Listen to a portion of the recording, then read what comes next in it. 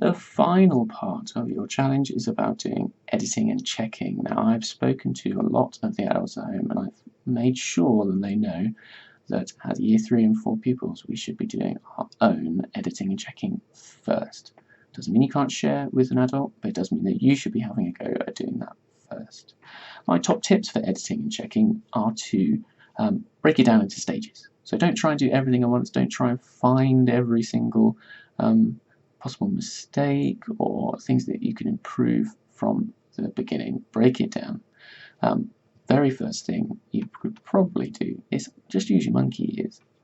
Do your monkey ears first. So have a read back through your own work. Read it out loud to yourself and just check it makes sense. Always super important, regardless of whether you have remembered to spell a word correctly or put your full stop capital letter in the right place. Does it make sense? That's going to be crucial. That's why I always want it to be number one. Does your work make sense?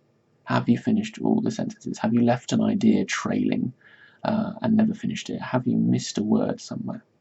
Reading out loud and doing it slowly will help. Don't rush through it, because sometimes our brains like to fill the gaps and we don't realise where we've missed a word. So I do that maybe as level 1.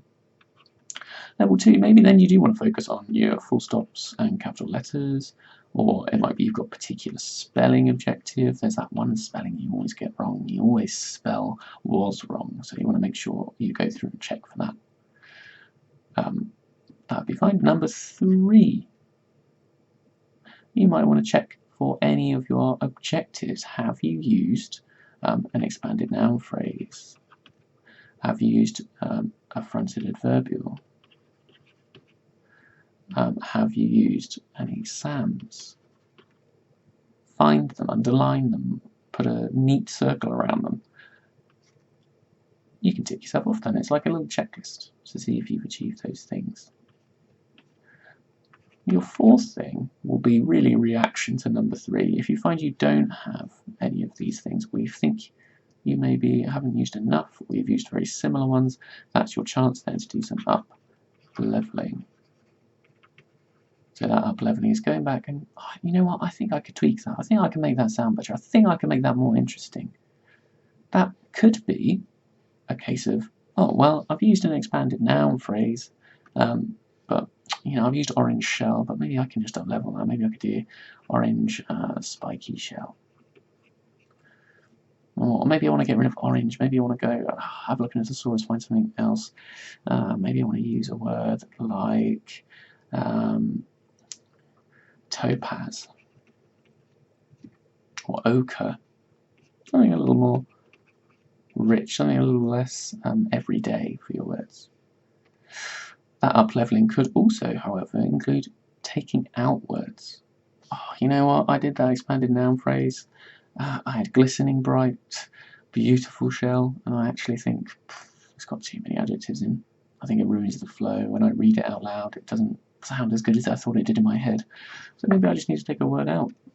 That's absolutely fine too. Remember, editing and up-leveling isn't always about adding things. It's also about using our critical faculties, thinking about what we write and who we're writing it for, and altering the text, altering what we've written to make it the best for our goal. And that could include taking things away. After you've done all these things and you've thought about up-leveling and you've thought about expanded noun phrases and your full stop capital letters, you've checked if it makes sense, share it with someone. Read it out loud to somebody. Read it to a brother, a sister, an aunt, an uncle, a granddad, a friend, a mum, a dad, anybody. Just read it to somebody, share it. Read it together if you don't feel confident just reading it to them. And that way you're getting an extra set of eyes, an extra pair of ears, just to help you with those final tweaks. Because we all need that. You know what it's like in class. Sometimes it's really hard to spot the things that we have, that we could tighten up, that we've made silly little mistakes on, because we're looking at our work and we've heard it 100 times in our head and we've said it to ourselves and we just can't see certain things. It's always helpful to have a fresh pair of eyes. So that's your final part of your editing. I understand that sounds like a lot for editing, doesn't it? It always sounds pretty intense, but if you think about our classes, we do spend a day or 2 doing editing because it is such an important part of the process. Remember what we said, writing is a squiggly mess.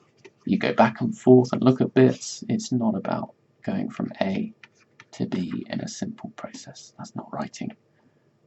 And that's not the kind of writers that we are. We are fantastic writers because we are constantly going back and thinking about what we're doing and fine-tuning things.